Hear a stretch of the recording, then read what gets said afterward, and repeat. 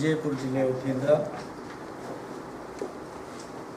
ಈ ಒಂದು ಪತ್ರಿಕಾಗೋಷ್ಠಿಯಲ್ಲಿ ಭಾಗವಹಿಸಿರ್ತಕ್ಕಂಥ ಜಿಲ್ಲೆಯ ಎಸ್ ಸಿ ಮೋರ್ಚಾ ಅಧ್ಯಕ್ಷರು ಆತ್ಮೀಯರಾಗಿರ್ತಕ್ಕಂಥ ಮಂಜುನಾಥ್ ಮಿಸಿ ಅವರೇ, ಜಿಲ್ಲೆಯ ಎಸ್ ಟಿ ಮೋರ್ಚಾದ ಅಧ್ಯಕ್ಷರು ಆತ್ಮೀಯ ಸಹೋದರಾಗಿರ್ತಕ್ಕಂಥ ರವಿ ವರ್ಗಿ ಅವರೇ, ಜಿಲ್ಲೆಯ ಭಾರತೀಯ ಜನತಾ ಪಾರ್ಟಿಯ ಪ್ರಧಾನ ಕಾರ್ಯದರ್ಶಿಗಳು ಆತ್ಮೀಯರಾಗಿರ್ತಕ್ಕಂಥ ಹಿರಣ್ಣರಾವ್ ಅವರೇ, ಇನ್ನೋರ್ವ ಜಿಲ್ಲೆಯ ಪ್ರಧಾನ ಕಾರ್ಯದರ್ಶಿಗಳು ಆತ್ಮೀಯರಾಗಿರ್ತಕ್ಕಂಥ ಸಾಬು ಮಾಷಾ ಅವರೇ, ಜಿಲ್ಲಾ ಕಾರ್ಯದರ್ಶಿಗಳು ಆತ್ಮೀಯರಾಗಿರ್ತಕ್ಕಂಥ ಕೃಷ್ಣ ಗುಣಾಳ್ಕರ್ ಅವರೇ, ಭಾರತೀಯ ಜನತಾ ಪಾರ್ಟಿಯ ಜಿಲ್ಲೆಯ ಮಾಧ್ಯಮ ಪ್ರಮುಖರು ಆತ್ಮೀಯರಾಗಿರ್ತಕ್ಕಂಥ ವಿಜಯ್ ಜೋಶಿ ಅವರೇ, ಈ ಒಂದು ಪತ್ರಿಕಾಗೋಷ್ಠಿಗೆ ಆಗಮಿಸಿರ್ತಕ್ಕಂಥ ಎಲ್ಲ ಪತ್ರಿಕಾ ಮಾಧ್ಯಮದ ಮಿತ್ರರನ್ನು ಸ್ವಾಗತಿಸುತ್ತಾ, ಕರ್ನಾಟಕದಲ್ಲಿ ಸರ್ಕಾರ ರಚನೆ ಆಗಿದೆ. ಆ ಸರ್ಕಾರ ರಚನೆ ಮಾಡಿದ ಮುಖ್ಯಮಂತ್ರಿಗಳನ್ನು ಒಳಗೊಂಡಂತೆ ನಾವೊಂದು ಸರ್ಕಾರ ರಚನೆ ಆದರೆ ಒಂದು ಜನರ ವಿಶ್ವಾಸ ಇರ್ತಿತ್ತು. ಹೊಸ ಸರ್ಕಾರ ರಚನೆ ಆಗಿದೆ, ಏನೋ ಆಗುತ್ತೆ, ಒಳ್ಳೆಯದಾಗತ್ತೆ, ಒಬ್ಬ ಹೊಸ ಮುಖ್ಯಮಂತ್ರಿ ಆದಮೇಲೆ ಅವನ ಸಚಿವ ಸಂಪುಟ ಒಳ್ಳೆಯದಿದೆ, ಚೆನ್ನಾಗಾಗುತ್ತೆ ಅನ್ನುವಂಥ ಜನರ ಭಾವನೆ, ಒಂದು ವಿಶ್ವಾಸ ಇರ್ತಿತ್ತು. ಆದರೆ ಕಳೆದ 2 ತಿಂಗಳಿಂದ ಈ ರಾಜ್ಯದಲ್ಲಿ ಮುಖ್ಯಮಂತ್ರಿಗಳು ಪ್ರಮಾಣ ವಚನ ಸ್ವೀಕಾರ ಮಾಡಿದ ನಂತರ ಮೊದಲೊಂದು ಸಚಿವ ಸಂಪುಟವನ್ನು ರಚನೆ ಮಾಡಿದರು. ಈ ಕಳೆದ 8-9 ದಿನಗಳ ಹಿಂದೆ ಮತ್ತೊಂದು ಸಚಿವ ಸಂಪುಟವನ್ನು ರಚನೆ ಮಾಡಿದರು. ಕರ್ನಾಟಕ ಇತಿಹಾಸದಲ್ಲಿ, ರಾಜಕಾರಣದಲ್ಲಿ ಎಲ್ಲ ಪಾರ್ಟಿಯ ಬಹು ಮುಖ್ಯಮಂತ್ರಿಗಳನ್ನು ನೋಡಿದ್ದೀವಿ. ಮುಖ್ಯಮಂತ್ರಿಗಳು ತಮ್ಮ ಸಚಿವ ಸಂಪುಟವನ್ನು ಆಯ್ಕೆ ಮಾಡುವಾಗ ಅಳದು ತೂಗಿ ಯಾರನ್ನ ಆಯ್ಕೆ ಮಾಡ್ಕೋಬೇಕು, ಯಾರನ್ನ ಆಯ್ಕೆ ಮಾಡಿಕೊಂಡ್ರೆ ಈ ರಾಜ್ಯದ ಜನರಿಗೆ ಒಳ್ಳೇದು ಮಾಡ್ಬೋದು, ಹೊಸ ಹೊಸ ವಿಚಾರನ ಇಟ್ಕೊಂಡು ಸರ್ಕಾರವನ್ನು ರಚನೆ ಮಾಡಿ ಮುಖ್ಯಮಂತ್ರಿಗಳ ಪ್ರಮಾಣ ವಚನ ಸ್ವೀಕಾರ ಮಾಡಿದ್ದನ್ನು ನೋಡಿದ್ದೀವಿ. ಸಚಿವ ಸಂಪುಟವನ್ನು ರಚನೆ ಮಾಡಿದ್ದನ್ನು ನೋಡಿದ್ದೀವಿ. ಯಾಕೋ ಇವತ್ತಿನ ಮುಖ್ಯಮಂತ್ರಿಗಳು ಅವರ ಸಚಿವ ಸಂಪುಟದಲ್ಲಿ ಹಿಂದೆ ಇದೇ ಸರ್ಕಾರದ ಹಿಂದಿನ ಮುಖ್ಯಮಂತ್ರಿಗಳು ಪರಿಶಿಷ್ಟ ಪಂಗಡದ ಇಲಾಖೆಯಲ್ಲಿ 187 ಕೋಟಿ ಹಗರಣನು ಯಾವ ರೀತಿ ಅದು ತೆಲಂಗಾಣದ ಚುನಾವಣೆಗೋಸ್ಕರ ಅಲ್ಲಿರ್ತಕ್ಕಂಥ ಜ್ಯುವೆಲರಿ ಶಾಪ್ಗಳು, ಅಲ್ಲಿರ್ತಕ್ಕಂಥ ಪೆಟ್ರೋಲ್ ಪಂಪಿನ ಓನರ್ಗಳಿಗೆ ಸರ್ಕಾರದ ಹಣವನ್ನು ವರ್ಗಾವಣೆ ಮಾಡಿ ಭ್ರಷ್ಟಾಚಾರ ನಡೆಸಿ ಅಲ್ಲಿ ಸರ್ಕಾರ ತರುವುದರಲ್ಲಿ ಕರ್ನಾಟಕದ ಹಣವನ್ನು ಬಳಕೆ ಮಾಡಿದ್ದು ಜಗಜ್ಜಾಹಿರ.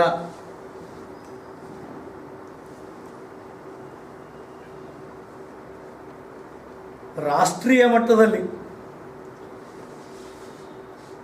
ಎಲ್ಲ ಮೀಡಿಯಾದಲ್ಲಿ ಬಂದಿರತಕ್ಕಂಥದ್ದು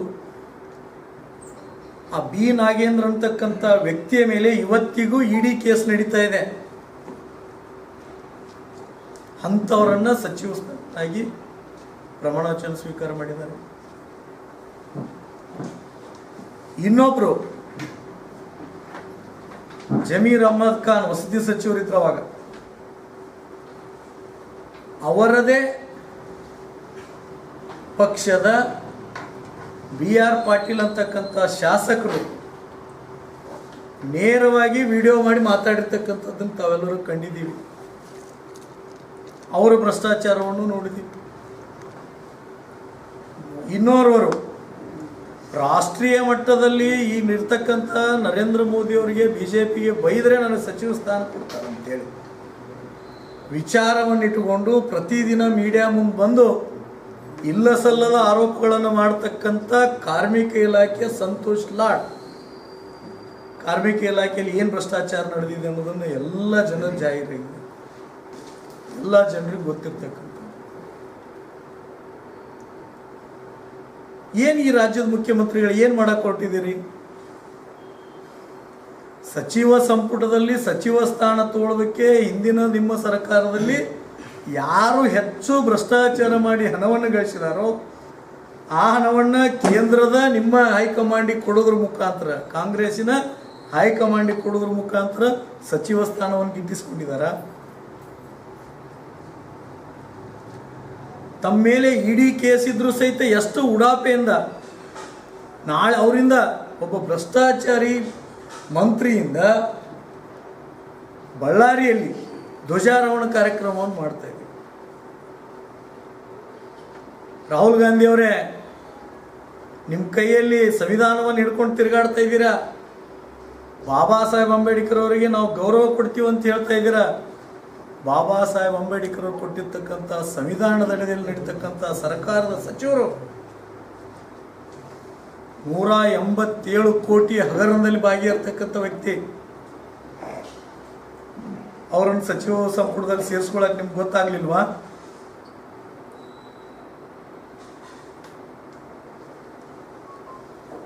ಮಾನ್ಯ ಮುಖ್ಯಮಂತ್ರಿಗಳು ಇವರೆಲ್ಲರೂ ಸಚಿವರದ್ದು ಒಂದು ಕಡೆ ಆದರೆ ಮಾನ್ಯ ಮುಖ್ಯಮಂತ್ರಿಗಳದ್ದು ರಿಯಲ್ ಎಸ್ಟೇಟ್. ಬಿಡದಿ ಒಂದೇ ಟಾರ್ಗೆಟ್. ರಾಜ್ಯದಲ್ಲಿ ಬರ ಇದೆ, ಅದರ ಕಡೆ ಗಮನ ಹರಿಸ್ತಾ ಇಲ್ಲ. ರಾಜ್ಯದಲ್ಲಿ ಶಿಕ್ಷಣ ಕುಂಠಿತವಾಗ್ತಾ ಇದೆ, ಅದರ ಕಡೆ ಯಾವುದೇ ಗಮನವಿಲ್ಲ. ರಾಜ್ಯದಲ್ಲಿರ್ತಕ್ಕಂಥ ಪ್ರತಿಯೊಬ್ಬ ಜನರ ವ್ಯವಸ್ಥೆ ಅಸ್ತವ್ಯಸ್ತತೆ ಆಗ್ತಾ ಇದೆ ಇವತ್ತು, ಜೀವನ ನಿರ್ವಹಣೆ. ಅದರ ಕಡೆ ಯಾವುದೇ ವಿಚಾರ ನೀಡದೇನೆ ಬಿಡದಿ ಬಗ್ಗೆ ಫೋಕಸ್. ಏನು ರಿಯಲ್ ಎಸ್ಟೇಟ್ ಸರ್ಕಾರನ ಇದು? ಭಾರತೀಯ ಜನತಾ ಪಾರ್ಟಿ ವಿಜಯಪುರ ಜಿಲ್ಲೆಯಿಂದ ನೇರವಾಗಿ ಮುಖ್ಯಮಂತ್ರಿಗಳಿಗೆ ನಿಮ್ಮ ಸಚಿವ ಸಂಪುಟದಲ್ಲಿ ಇರ್ತಕ್ಕಂಥ ಬಿ ನಾಗೇಂದ್ರ ಅವರ ರಾಜೀನಾಮೆ ಆಗಬೇಕು. ರಾಜೀನಾಮೆ ಆಗದೇ ಇದ್ರೆ ಸದನದ ಒಳಗಡೆ ವಿರೋಧ ಪಕ್ಷವಾಗಿ ಭಾರತೀಯ ಜನತಾ ಪಾರ್ಟಿ ಮತ್ತು JDS ಎರಡೂ ಒಳಗೊಂಡು ಉಗ್ರವಾದ ಹೋರಾಟವನ್ನು ನಮ್ಮ ವಿರೋಧ ಪಕ್ಷದ ನಾಯಕರು, ನಮ್ಮ ಶಾಸಕರು ಅಲ್ಲಿ ಕೈಗೊಳ್ತಾರೆ.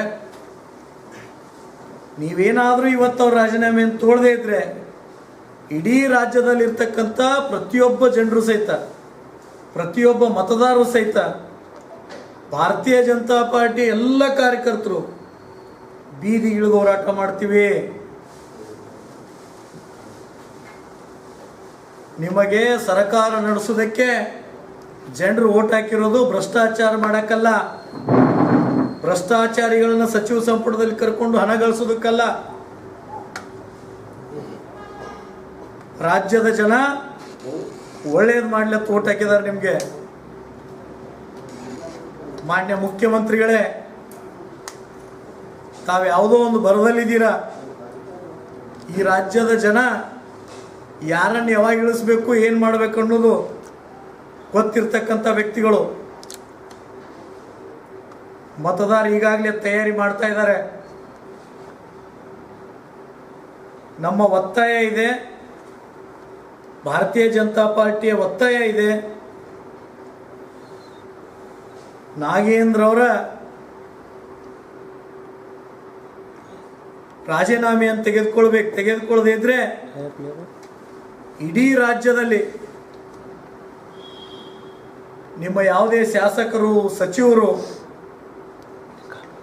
ಯಾವುದೇ ಕಾರ್ಯಕ್ರಮದಲ್ಲಿ ಭಾಗವಹಿಸದ ರೀತಿಯಲ್ಲಿ ಭಾರತೀಯ ಜನತಾ ಪಾರ್ಟಿ ಹೋರಾಟ ಮಾಡುತ್ತೆ.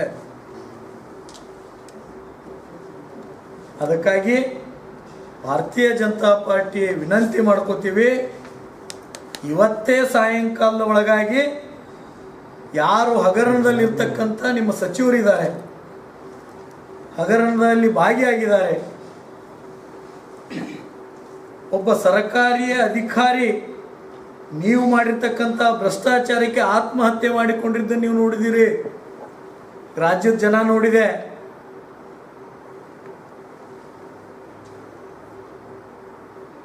ಇಂಥ ವ್ಯವಸ್ಥೆಯಲ್ಲಿ ಸಹಿತ ಅಂಥ ವ್ಯಕ್ತಿಗಳನ್ನು ನೀವು ಸಚಿವ ಸಂಪುಟದಲ್ಲಿ ಸೇರಿಸ್ಕೋತೀರಂದರೆ ಈ ರಾಜ್ಯವನ್ನು ಯಾವ ವ್ಯವಸ್ಥೆ ಕತ್ತೋದ್ಕೊಂಡು ಹೋಗ್ಬೇಕಂತ ವಿಚಾರ ಮಾಡಿದ್ದೀರಿ ನೀವು? ಅದಕ್ಕಾಗಿ ಭಾರತೀಯ ಜನತಾ ಪಾರ್ಟಿಯ ಇಡೀ ರಾಜ್ಯದ ಕಾರ್ಯಕರ್ತರು, ರಾಜ್ಯದ ಜನರು, ರಾಜ್ಯದ ಬಗ್ಗೆ ಚಿಂತನೆ ಮಾಡ್ತಕ್ಕಂಥ ಹಿರಿಯರು ನಿಶ್ಚಯ ಮಾಡಿದ್ದಾರೆ. ಎಲ್ಲ ವರ್ಗದವರು ಸೇರಿಕೊಂಡು ನೀವೇನಾದರೂ ರಾಜೀನಾಮೆ ತಗೊಳ್ಳದೇ ಇದ್ದರೆ ಇಡೀ ರಾಜ್ಯಾದ್ಯಂತ ಬೀದಿಗಿಳಿದ ಹೋರಾಟ ಮಾಡ್ತೀವಿ.